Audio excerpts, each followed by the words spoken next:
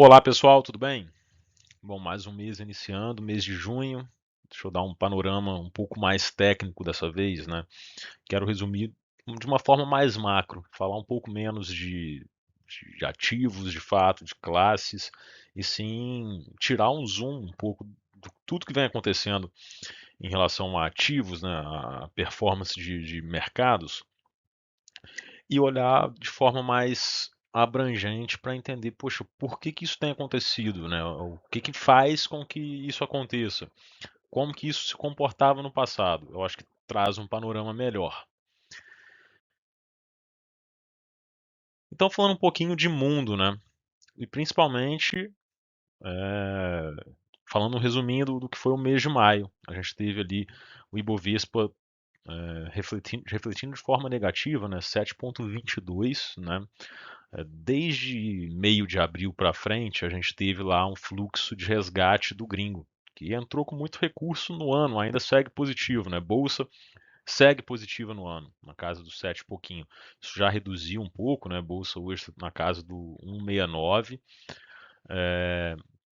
mas ainda assim com um fluxo positivo do gringo no ano. Mas falando um pouquinho como que essa bolsa dolarizada se comportou, né, do 25 completo até o 26 final de maio, a gente tem aqui o Brasil tendo uma performance de 69 aproximadamente por cento dolarizado, né? Então, quando a gente compara com diversas economias do mundo, estamos em um movimento de alta quando a gente considera o dólar dentro dessa continha.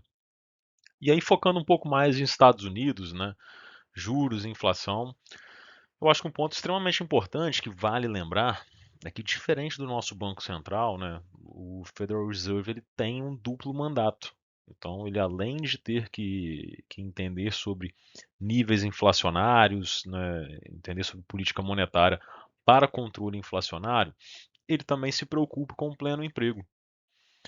E eu acho que isso é de extrema importância quando a gente olha o cenário atual. A gente já tem a ferramenta do FedWatt, né, que analisa as probabilidades de decisões de taxa de juros e identifica que atualmente a manutenção é o cenário mais provável. E isso corrobora um pouquinho com um dado que foi trazido na sexta-feira passada, né? O payroll. Então, junto com o JOLTS, o ADP, que são relatórios também de emprego que vieram com uma economia muito mais aquecida, a gente teve a criação de 172 mil vagas, né? Enquanto o consenso era na casa de 88. Ou seja, a economia está aquecida.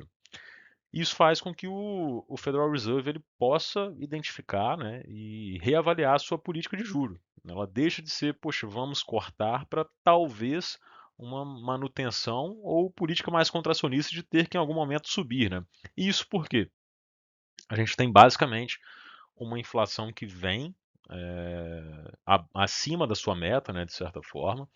Quando a gente olha o headline, né, a inflação cheia do CPI, e o núcleo, a gente percebe uma crescente nos últimos meses, né? Então a gente já fala ali de 3,3, né, um valor mais alto. Apesar disso, são 62 meses consecutivos de inflação acima de 2%, né? É muito distante da sua meta. Apesar disso, um ponto importante, né, quando a gente fala de bolsa americana, em 2026 ela renovou a sua máxima histórica 23 vezes, né? Um ponto extremamente relevante. E eu gostei desse gráfico, né, porque ele traz para a gente um panorama de performance anualizada de bolsa de 1990 até 2026, né? A gente percebe que a melhor performance anual foi lá em 95, a bolsa subiu bastante, né? E a pior performance anualizada nesse período está justamente em 2008, né? No momento de crise do subprime. Apesar disso, a gente percebe uma média de bolsa, considerando esse período, de 90 a 2025, na casa de aproximadamente 10% ali, né? Então, ou seja, um movimento muito consistente. Quando a gente olha esse ano, né, a gente já está chegando aí no meio do ano, né, completando junho, a gente já chega no meio do ano. Esse dado é do final de maio, né, mas bolsa chegou na mínima de -7, justamente ali próximo de abril, e já hoje bate uma alta de 11,6% no ano. Então, isso é um dado que mostra como o S&P é mais resiliente, né? E vem apresentando maior volatilidade também ao longo dos últimos anos. E aí, quando a gente olha esse dado, esse gráfico, ele é bem interessante, né? A gente está falando nada mais do que valuation de bolsa, né? A gente está falando do preço sobre lucro. Quando a gente olha a média histórica dos últimos 10 anos, que é essa linha pontilhada, a gente está falando de uma média histórica de um preço sobre lucro, né, de S&P na casa de 19 vezes. Hoje, a média histórica dos últimos 5 anos, ela está na casa das 20 vezes preço sobre lucro. Percebam que a gente tem um nível de dispersão, né, acima desse patamar da média dos últimos 5 anos. Isso casa diretamente com o casamento que foi feito hoje com o tamanho das empresas de tecnologia, né, o quanto elas representam o peso no índice, né, do S&P. E aí, falando um pouquinho mais e abrangindo um pouco mais sobre essas características, né? Quando a gente olha esse gráfico da esquerda, né, que basicamente é o calendário EPS, é o lucro por ação, ele mostra um lucro agregado por ação de ano a ano, né? Então mostra de 2016 a 26, sendo 26 ainda uma estimativa, obviamente, né? Então a linha ela vem subindo de forma consistente, tá? Saiu de 119 dólares aqui em 2016 para 271 em 2025, né? Uma projeção de 337 já em 2026, que é um salto de 24%, como a gente mostra ali. E aí, dois pontos que valem destaque nesse estudo, né? Primeiro, né, a queda em 2020, que de 163 para 140, reflete a pandemia, e a gente percebe depois uma forte recuperação a partir de 2021. Então, a mensagem central desse gráfico, basicamente, é que o motor fundamental da bolsa americana, né, ou seja, o lucro corporativo, ele segue crescendo, o mercado precificando ali uma aceleração relevante para 26, né? E esse crescimento de lucro, ele parte justifica os múltiplos elevados que a bolsa vem apresentando, né? Então é como a gente percebe ali no seu deck. E no outro ponto, a gente tem justamente as empresas, né, a média do S&P, distribuindo menos dividendos, justamente por conta desse múltiplo mais alto, expectativa de lucros, mesmo que aumentando, o mercado já enxerga isso e precifica o preço dos ativos, né? Então, proporcionalmente, a gente tem lá um dividendo menor. Isso é explicado justamente por um ponto que eu comentei no slide, 2 slides atrás, né? O quanto que o peso das empresas de tecnologia hoje representam dentro da característica da Bolsa Americana, né? A gente falava em 85 de uma carteira mais diversificada, né? 10, 12 ativos, diversos setores, representando 20% do S&P. Hoje, aproximadamente 7 companhias, né? 7, 8, representam mais de quase 40%, né, do índice. Então, a gente tem uma concentração muito grande, principalmente na área de tecnologia. E aí, falando um pouco dos retornos de classe, né? O que é bacana da gente observar nesse ponto, né? Como a Bolsa Americana, né, e diferente do nosso país, que a gente apresenta um, um prêmio de risco país mais elevado, isso reflete a nossa taxa de juro mais alta também, a gente com um certo conservadorismo consegue obter bons retornos, né? Isso é diferente lá fora, né? Acho que do lado direito mostra isso. O investidor que deixou o seu recurso sem investir em nada, dolarizado, ele teve um decrescimento de patrimônio, né, corroído pelo CPI, pela inflação, na magnitude de aproximadamente 53% aqui. Enquanto se ele tivesse investido no S&P, ia ter tido um ganho de 828%, cerca de 7,7% no período, né, nesse período de 30 anos, os últimos 30 anos. O gráfico da esquerda, ele mostra basicamente a mesma coisa, né? Mas basicamente a gente tem um período diferente. A gente está falando de 75 até 2025. Então a leitura direta é o seguinte, né? As classes de risco, ações, imóveis, entregam o dobro ou mais da inflação no período, né? Enquanto o ouro mal superou o crédito de qualidade. Acho que essa barra de inflação ela serve como régua, né? Qualquer coisa abaixo dela teria destruído o poder de compra, inclusive a mesma, né? Então tudo que for acima preserva ou multiplica o patrimônio, né? Eu acho que o recado desse gráfico aqui, principalmente, é aceitar a volatilidade de curto prazo, principalmente em mercados mais com menor risco, né? Mais desenvolvidos que o Brasil. Então, porque no curto prazo, preço para ganhar bem acima da, da, da inflação é justamente a volatilidade. A volatilidade ela não deve ser vista como algo de curto prazo. E aí, pessoal, falando um pouco de um estudo que o BTG fez, que eu achei bem interessante, que ele fala sobre volatilidade do real, né, perante ao dólar. Ele fala também sobre inflação, que a gente vai ver mais lá na frente. Mas esse gráfico aqui, ele mostra a volatilidade do real, né? Basicamente quanto que o dólar oscila ao longo do tempo. E o que ele aponta, né, é que hoje a gente está num momento de calmaria quando comparado ao passado, né?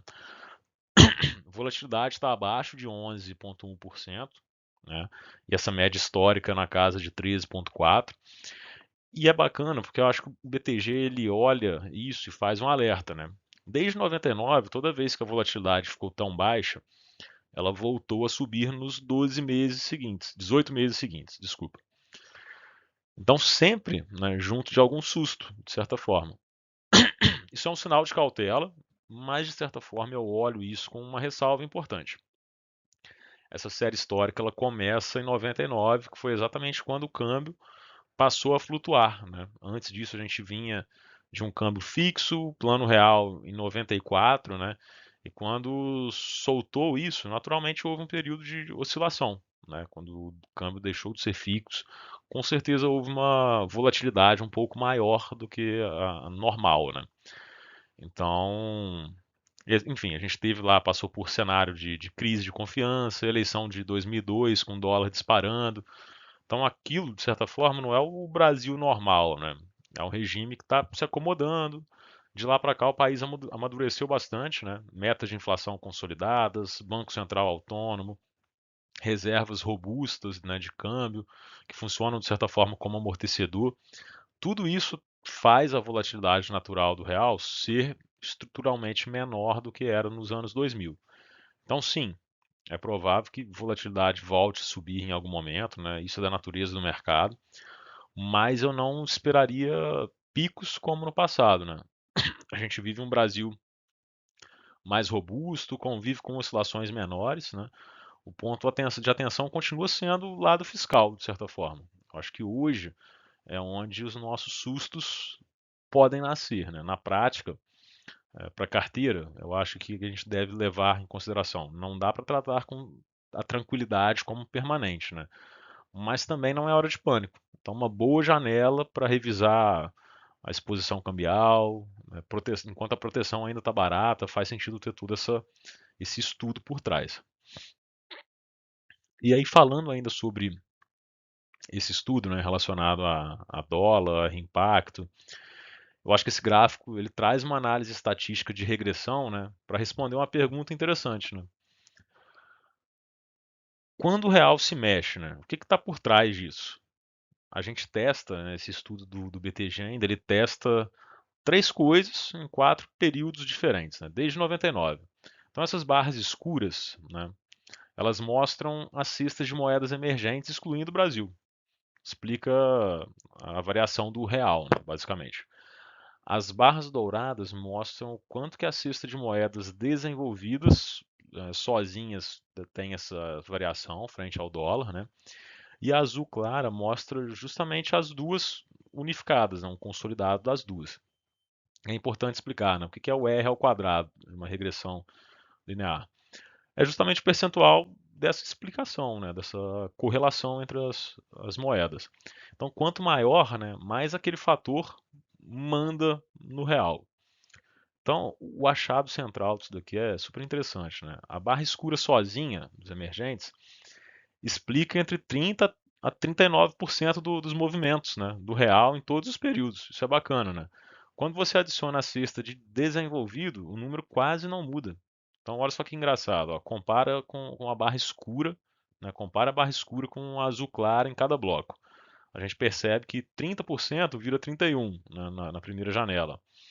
Depois, 37 continua 37, 36 continua 36. O que que isso traz para a gente, né? A cesta de países desenvolvidos é praticamente redundante, né? Ela não acrescenta quase nada depois do que você considerou dos emergentes. E uma conclusão bacana do BTG dentro desse estudo é o seguinte, né? Essa frase que está em negrito aqui, né?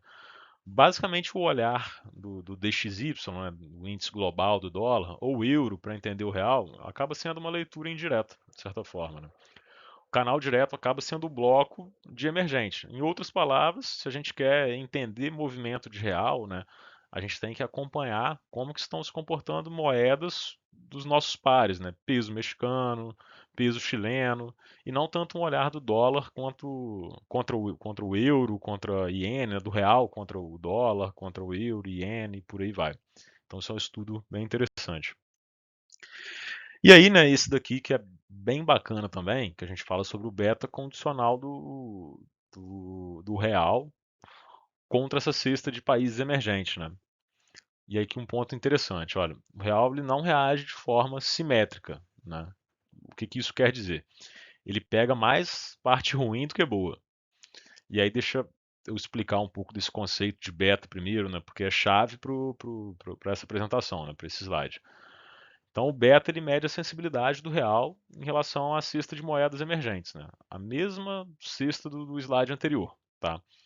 Então, um beta de 1 significa que o real se move na mesma proporção do que a cesta. Acima de 1, o real exagera o movimento. Abaixo de 1, ele se move menos. O que que o gráfico nos diz aqui, tá? Basicamente, ele faz de inteligente separar dois cenários.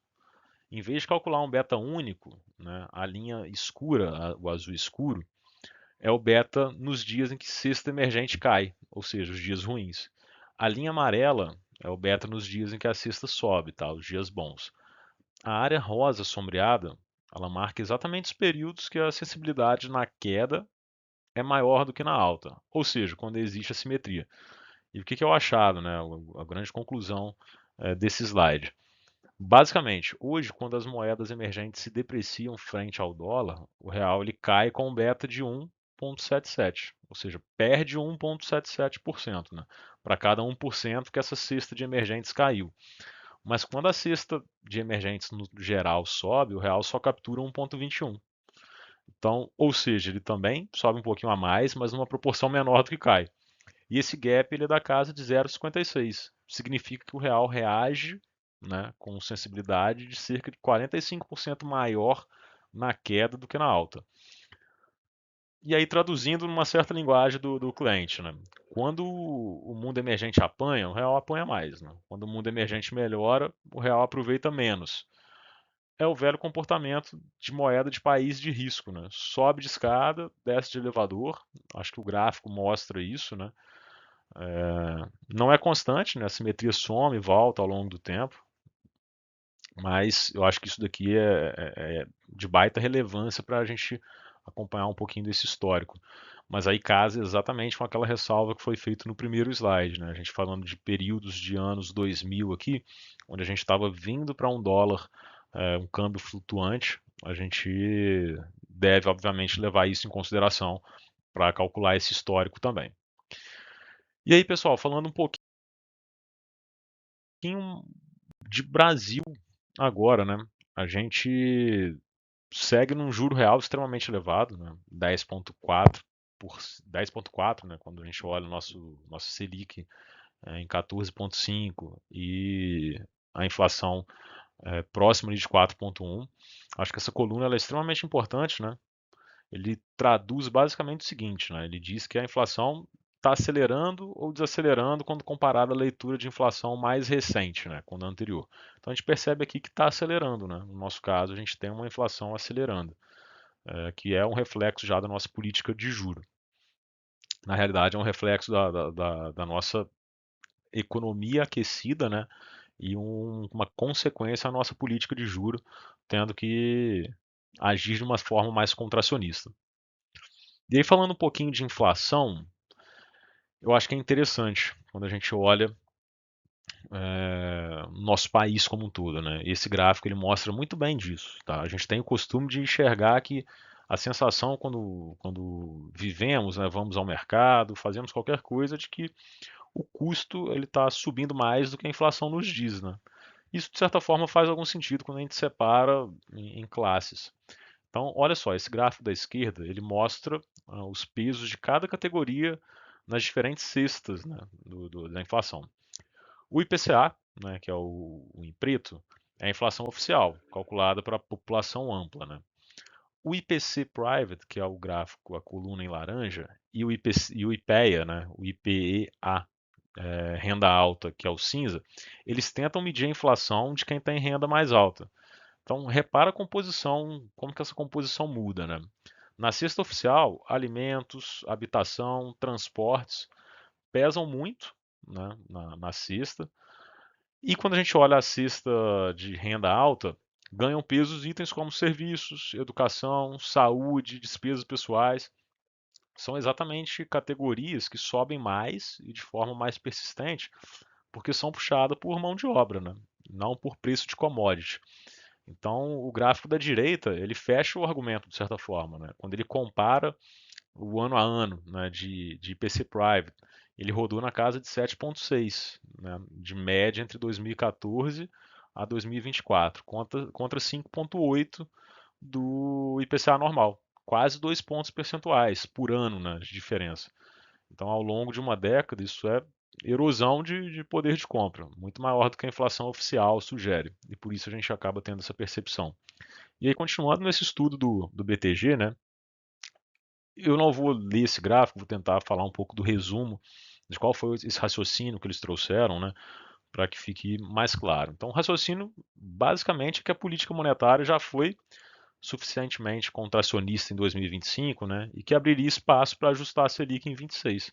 Só que desde então, a gente está vivendo um cenário que se deteriorou, né? Inflação corrente veio mais alta, composição pior, né? Atividade e crédito sem sinais de desaceleração, enfim, expectativa piorando para 2028 dentro desse sentido, né? O balanço de risco para a inflação ficou significativamente mais assimétrico, né? Com choque de petróleo, tensão geopolítica, El Niño, possível fim da escala do 6 por 1, né? Então esse cenário base que o BTG trouxe é um último corte de 25 pontos em junho, levando a Selic ali para 14,25. E é interessante, né, trazer visões de outras casas. XP já fala em 14%, né? E aí a parte que merece mais destaque na fala, eu acredito que dentro desse relatório, né, que eles revisam essa Selic terminal para cima, de 13 para 14,25, para 26, né, e em 27 para 12,5, né. Então a gente vai ter juros mais altos por mais tempo. A leitura de que o Banco Central tende a parar de cortar mais cedo do que imaginava. Isso acaba sendo uma das consequências que a gente viu dos últimos slides, né. E aí falando um pouco mais, e agora de forma bem rápida mesmo, sobre ativos, né? Falando de fundos imobiliários, uma classe menos suscetível a movimento global, né? Obviamente, uma perspectiva de juro um pouco mais alto tira a atratividade da classe, né? Então, quem já esperava um pouco mais de valorização de cota, justamente pela migração da pessoa física para a classe, pode ser que isso não aconteça, mas ainda assim a gente percebe a média do mercado negociando com certo desconto, né? Então, vale acompanhar isso ao longo dos próximos meses. E aí, falando de renda fixa, né, a gente tem basicamente agora, em período super prolongado, né, uma baita oportunidade de se alocar em ativo ligado à inflação. Né? IPCA mais 35 chegou a bater 8%, então acaba sendo uma taxa de juro bem relevante, né, juro real. E quando a gente compara mês pós mês, apesar disso, em maio teve uma queda quando comparado a março e abril, né? Então, na realidade, maio ficou um pouco mais alto que abril ainda. Março a gente vinha um pouco mais alto, maio subiu um pouquinho, né? A curva nominal ela abriu quando comparada a abril, mas na de juro real a gente não tem uma diferença tão grande, né? Isso daqui acabou abrindo há poucos dias também. E aí quando a gente fala de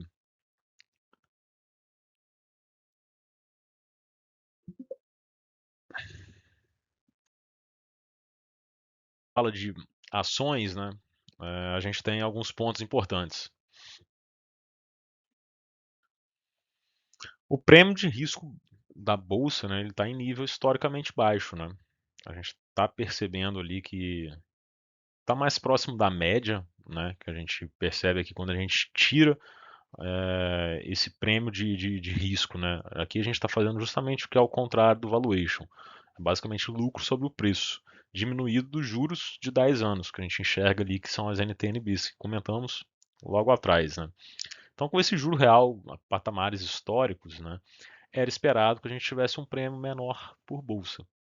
Isso vai aumentando, de certa forma, com que bolsa vai caindo também, né? Mesmo a gente tendo um juro real subindo, uma desvalorização da bolsa também traz esse panorama maior, né? Então aqui já voltou a chegar muito próximo da média, né? Em algum momento chegou ali muito próximo de 1,6, que a gente foi vendo, mas chegando ali muito próximo da média, ou seja, basicamente no momento atual, ao investir em bolsa, a gente espera um prêmio de 3% acima do que o juro real nos entrega. É óbvio que traz volatilidade dentro da estratégia, mas é uma das características do ativo, né? Quando a gente fala de preço sobre lucro, isso chegou a quase bater na nossa média histórica, voltando a corrigir agora, né? Muito potencializado no início em que bateu lá em cima, quase a média histórica novamente, pela entrada do fluxo do investidor gringo, né, do investidor estrangeiro. E agora com essa bolsa corrigindo um pouco, a gente percebe que isso daí vem apresentando sinais de que ela está um pouco mais barata, né? Casa diretamente com o fluxo, né? Quando a gente olha o fluxo dos investidores para os mercados globais, né? A gente teve um resgate em maio, abril ainda foi positivo, mas quando a gente olha o movimento global, né, de equities, de fundos de ações, e aí não só emergentes, a gente tem justamente uma entrada positiva ainda, ou seja, o dinheiro saiu um pouquinho dos emergentes, não só do Brasil, né? Mas ainda assim, quando a gente olha frente aos nossos pares, né, o Brasil está super descontado. A gente tem algumas questões domésticas, né, como fiscal, com certeza o investidor estrangeiro ele olha para isso, só que no momento em que o fluxo está se rearranjando em relação ao mundo, a gente acaba se beneficiando disso. E aí, eu acho que por último, mas sempre muito importante, né? A coisa mais importante a ser feita, né?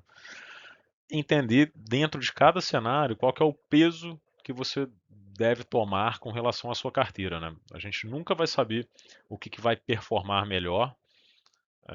E esse é o grande segredo para uma estratégia muito bem performática ao longo dos anos, né? Eu gosto de trazer esse estudo, né? Foi feito sobre fundos de pensão nos Estados Unidos e uma análise de mais de 30 anos sobre os ativos, que levou em consideração o que fez diferença na performance desses ativos de fato, né? E a gente percebe que balanceamento, né, é o primeiro, o asset allocation, 91,5%. Timing, menos de 2%, enfim. Então a gente sabe que balancear entre as classes, entender o peso em cada momento dentro do seu perfil é o que faz a diferença.